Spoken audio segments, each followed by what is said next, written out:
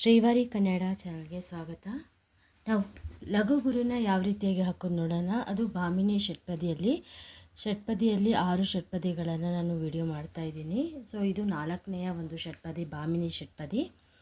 ಇದರ ಒಂದು ಲಕ್ಷಣವನ್ನು ನೋಡ್ಕೊಂಡು ಬರೋಣ. ಮೊದಲಾಗಿ ಏನಂದರೆ, 6 ಪಾದಗಳುಳ್ಳ ಪದ್ಯದ 1, 2, 4, 5ನೆಯ ಸಾಲುಗಳು ಒಂದು ಸಮನಾಗಿದ್ದು 3 ಮತ್ತು 4 ಮಾತ್ರೆಯ ಗಣಗಳಿರುತ್ತವೆ. ಅರ್ಥ ಆಯ್ತಾ? 3 ಮತ್ತು 4 ಮಾತ್ರೆಯ ಗಣಗಳಿರುತ್ತವೆ. ನೋಡಿ, 3, 4 ಥರ ಹಾಕ್ಕೊಂಡು ಹೋಗಬೇಕಾಗುತ್ತೆ. ಅದೇ ರೀತಿಯಾಗಿ 3ನೇ ಮತ್ತು 6ನೇ ಸಾಲುಗಳು ಒಂದು ಸಮನಾಗಿದ್ದು 3 ಮತ್ತು 4 ಮಾತ್ರೆಗಳ 6 ಗಣಗಳಿರುತ್ತವೆ. ಗಣ ಅಂದರೆ ಗುಂಪು.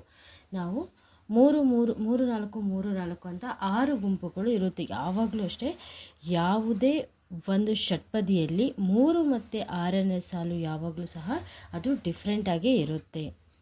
ನಂತರ 3 ಮತ್ತು 6ನೇ ಸಾಲುಗಳು ಕೊನೆಯ ಅಕ್ಷರ ಲಘುವಾಗಿದ್ದರೂ ಗುರುವಾಗಿರುತ್ತದೆ. 3 ಮತ್ತು 6ನೇ ಸಾಲಲ್ಲಿ ಕೊನೆಯಲ್ಲಿ ಅದು ಲಘು ಆದರೂ ಸಹ ಅದನ್ನು ಏನು ಅಂತ ಏನು ಹಾಕಬೇಕು, ನಾವು ಅದಕ್ಕೆ ಗುರುನ ಹಾಕಬೇಕಾಗುತ್ತೆ. ನಾವು ಈಗ ಭಾಮಿನಿ ಷಟ್ಪದಿಯನ್ನು ನಾವು ಲಘು ಗುರು ಯಾವ ರೀತಿ ಹಾಕಬೇಕು ಅಂತ ನಾವು ನೋಡೋಣ. ಇಲ್ಲಿ 3 4 3 4 ಥರ ಎಷ್ಟು ಗುಂಪು ಬರುತ್ತೆ? 1 2 3 4 ಗುಂಪು ಬರುತ್ತೆ. ಓಕೆನಾ? ಕಂಡು, ನಾನು ಲಾಸ್ಟ್ ಕ್ಲಾಸಲ್ಲಿ ಯಾವ ರೀತಿಯಾಗಿ ಲಘು ಗುರು ಹಾಕಬೇಕು ಅಂತ ನಾನು ವಿಡಿಯೋ ಮಾಡಿದ್ದೀನಿ. ಆ ವಿಡಿಯೋ ಒಂದು ಸತಿ ಚೆಕ್ ಮಾಡಿದ್ರೆ ನಿಮಗೆ ನಿಜವಾಗ್ಲೂ ಚೆನ್ನಾಗಿ ಅರ್ಥ ಆಗುತ್ತೆ. ಇದನ್ನು ಇಲ್ಲಾಂದರೆ ನಿಮಗೆ ಕನ್ಫ್ಯೂಸ್ ಸ್ಟಾರ್ಟ್ ಆಗಿಬಿಡುತ್ತೆ. ಫಸ್ಟು ಲಕ್ಷಣಗಳನ್ನ ನೋಡ್ಕೊಂಡು ಬನ್ನಿ. ಕಂಡು ಅನ್ನೋದು ಅನುಸ್ವರ. ಅನುಸ್ವರಗೆ ನಾವು ಗುರುನ ಹಾಕ್ತೀವಿ. ಓಕೆನಾ? ಇದು ಲಘು. ಎಷ್ಟಾಯಿತು? 2 3. ಒಂದು ಕಳ ಬೇರ. ಇಲ್ಲಿ ಯಾವುದೇ ಒಂದು ದೀರ್ಘ ಇಲ್ಲ, ಒತ್ತಕ್ಷರ ಇಲ್ಲ, ಏನೂ ಇಲ್ಲ. ಸೊ ನೀನು ಲಘು ಲಘು ಲಘು ಹಾಕ್ಕೊಂಡು ಹೋಗ್ಬೋದು. ನೋಡಿರಿ, 3 4 1 2 3 4 ಆಯಿತಾ? ಗಾ ಆ ಇದು ದೀರ್ಘ ಸ್ವರ. ಸೊ ಅದಕ್ಕೆ ನಾವು ಗುರು ಹಾಕ್ತೀವಿ. ಇದು ಲಘು. 3 4 3 4 1 2. ಇಲ್ಲಿ ನಮಗೆ ಏನೂ ಇಲ್ಲ. ಅವಾಗ ಏನು ಮಾಡಬೇಕು? ನಾವು ಸ್ವಲ್ಪ ನೋಡ್ಕೋಬೇಕು ಕೆಳಗಡೆ. ಇದನ್ನು ನಾವೇನು ಮಾಡಬೇಕು? ಇಲ್ಲಿ ತೊಗೊಂಡೋಗೋಣ. ಆಯಿತಾ? ಇವಾಗ 3 4 3 4.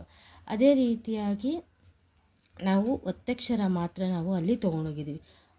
ಇಲ್ಲೇ ಇದೆ ಅದು. ಸೊ ಅದಕ್ಕೆ ನಾವು ಗುರು ಲಘು 3 ತ ನವ 1 2 3 ಹಾಕ್ಬೋದು. ಬಟ್ ಇಲ್ಲಿ ಒತ್ತಕ್ಷರ ಇದರಿಂದ ಒತ್ತಕ್ಷರದ ಹಿಂದಿನ ಪದ ಏನಾಗುತ್ತೆ? ಗುರು ಆಗುತ್ತೆ. ಸೊ ಆವಾಗ ನಮಗೆ ಏನಾಯಿತು? ಇಲ್ಲಿ 4 ಆಯಿತು. ಇಲ್ಲಿ ಒತ್ತಕ್ಷರ ಇಲ್ಲೋದ್ರೆ ಇಲ್ಲಿ ಏನೂ ಇಲ್ಲ ಅಲ್ವಾ? ಗುರು ಲಘು ಲಘು ಲಘು. ನೋಡಿ, 3 4 3 4. ಅದೇ ರೀತಿಯಾಗಿ ನಾವು 4 ಮತ್ತು 5 ಹಾಕ್ಕೊಂಡು ಬಿಡೋಣ. ಆಮೇಲೆ 3 ಮತ್ತು 6ನೇ ಸಾಲುಗಳನ್ನು ನಾವು ನೋಡೋಣ. ಬಂಡಿ, ಅದು ಅನುಸ್ವರ. ಅದಕ್ಕೆ ನಾವು ಗುರು ಲಘು 3 ಅಂತ ಇದೆ ಅಲ್ವಾ? ಗುರು ಲಘು ಲಘು. ಕೂಳ ಕೂ ಅಂದರೆ ಊ, ಅದು ದೀರ್ಘ ಸ್ವರ.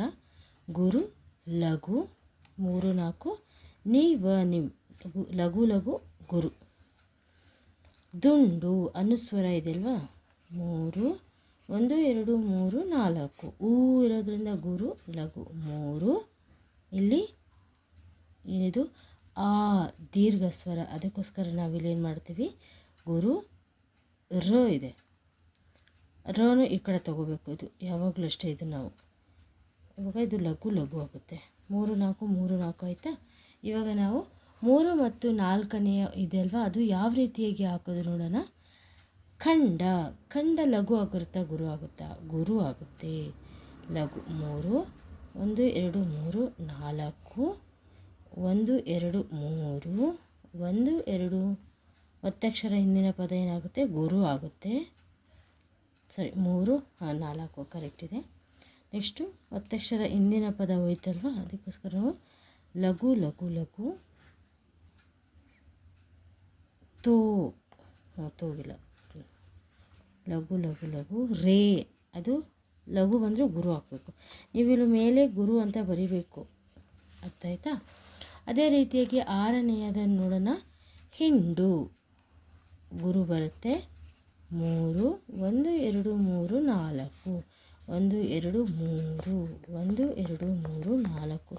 ನಮಗೆ ಒತ್ತಕ್ಷರ ದೀರ್ಘ ಏನೂ ಇಲ್ಲ ಅಂದರೆ ಸೊ ನಾವು ಈಸಿಯಾಗಿ ಹಾಕೊಂಡು ಹೋಗ್ಬೋದು. ಅದರಲ್ಲಿ ಡೌಟೇ ಬೇಡ ನಿಮಗೆ. ದೀರ್ಘ ಹ್ರಸ್ವ ಸ್ವರ, ಅನುಸ್ವರ, ವಿಸರ್ಗ, ಒತ್ತಕ್ಷರದ ಹಿಂದಿನ ಪದ ಅದನ್ನೆಲ್ಲ ನೀವು ನೋಡ್ಕೋಬೇಕು, ಆಯಿತಾ.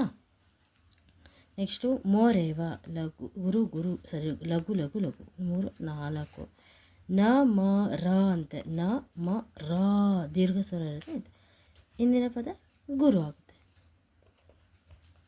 ಅರ್ಥ ಆಯ್ತಲ್ವಾ ನಿಮಗೆ? ಇದೇ ರೀತಿಯಾಗಿ ಏನಾದರೂ ಡೌಟ್ಸ್ ಇದ್ದರೆ ಕಮೆಂಟ್ ಬಾಕ್ಸಲ್ಲಿ ಕಮೆಂಟ್ ಮಾಡಿ, ನಾನು ನಿಮಗೆ ರೆಸ್ಪಾಂಡ್ ಮಾಡ್ತೀನಿ. ನಿಮಗೆ ಈ ವಿಡಿಯೋ ಇಷ್ಟ ಆದರೆ ಲೈಕ್ ಮಾಡಿ, ಶೇರ್ ಮಾಡಿ ಹಾಗೂ ಸಬ್ಸ್ಕ್ರೈಬ್ ಮಾಡಿ.